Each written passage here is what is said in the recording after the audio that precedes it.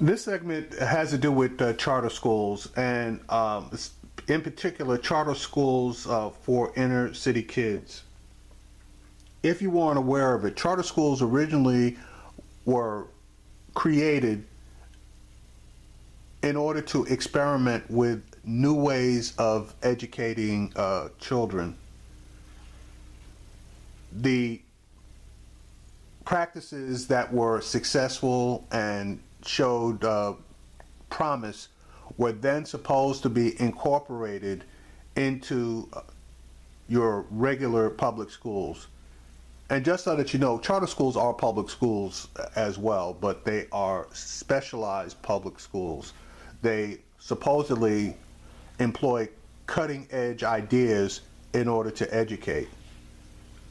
Well, the public school system felt threatened by the charter schools, and teachers unions, etc., have consistently come out against charter schools because they claim that money is diverted from the public school system into the charter system. I submit that wherever the child is, that's where the money's supposed to go. Now, the problem that I find in most public school systems is that because of the differences in their budgets, because of property taxes, and most school districts are funded primarily with government funds, but are supplemented by local property taxes, that the opportunity to learn, the opportunity to obtain classes, things like art, music, shop, etc., are severely impacted because of budgetary constraints. That's where charter schools came in. Somehow charter schools were able to provide educational resources that allowed the arts and things like shop, home economics, etc., to be concentrated on, whereas the public school systems, for the most part, were knocking out these programs. Anyway, here's some information for you regarding 25 years of charter schools, what has been done, what is being done, and hopefully what will be done going forward. 25 years ago, charter schools began popping up all over the country. What started as a small effort to give another option for education out of the public school system has now grown. According to the National Alliance for Public Charter Schools, there are 6,700 charter schools in the country with 3 million children enrolled. As that number continues to grow, board members and educators are gathering at a national conference in Nashville, Tennessee to talk about ways to improve charter schools. Joining me now live from Nashville via Skype is Roland Martin. Roland, what's happening at the conference? Hey, Amos, how you doing? Hey. More than 5,000 folks here in Nashville. The conference, they had an intro yesterday, but it really begins today. I'll be doing the opening session where Howard Fuller, the founder of the Black Alliance for Education Options, will be kicking it off, as well as Nina Reese, who is the CEO of the Public Charter Alliance. Had an opportunity yesterday to talk with both of them at the opening party to get their assessment, not only in terms of where charter schools are, where they're going, but also how critically important African-American voices are to this movement. So, you know, a lot of the... You've been in this school choice charter school battle for a long time. How critically important is this for African-American parents and children? Well, I mean, we have to have better schools. The reason why I got involved in this in the first place was because the traditional system was leaving far too many of our kids behind. And so for me, charter schools or other forms of parent choice give us an opportunity to have our kids go to better schools. So it is critical that we get involved at all levels of this movement to make sure that it serves our children and our community. But you have folks who say that, oh, this takes money out of public schools school. This is all about enriching white philanthropists, and this can lead to the destruction of public schools. Well, first of all, charter schools are public schools.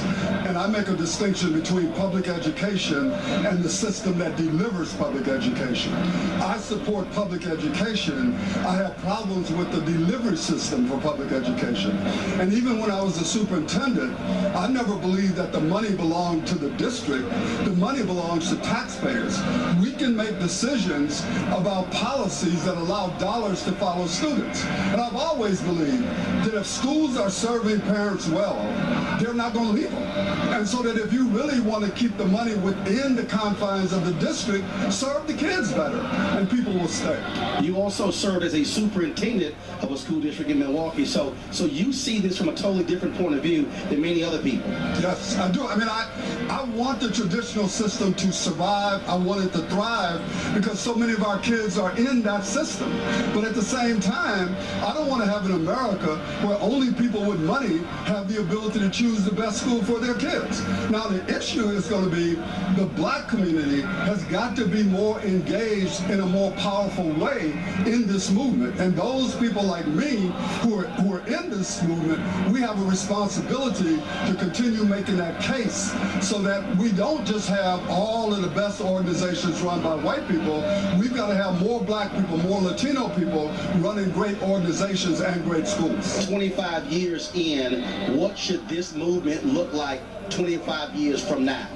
You know, Roland, I'm hoping what it's going to look like is we're going to have thousands and thousands of high-quality schools. A lot of those schools led by black people, led by Latino people, that we will have our children getting the type of education they're going to need in order to be able to survive, let alone thrive in the 21st century. You got thousands of people from all around the country.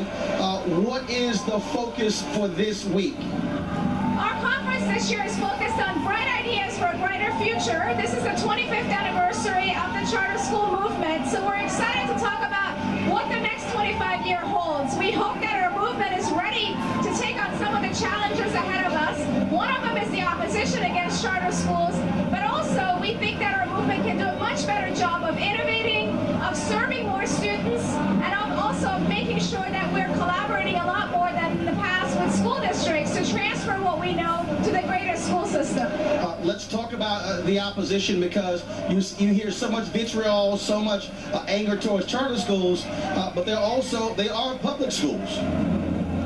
Yes, so we feel that after 25 years there needs to be greater acceptance on charter schools because we've done such a great job of closing the achievement gap and of serving a very diverse set of students with different types of needs. So the fact that the traditional system hasn't embraced our reforms tells me two things.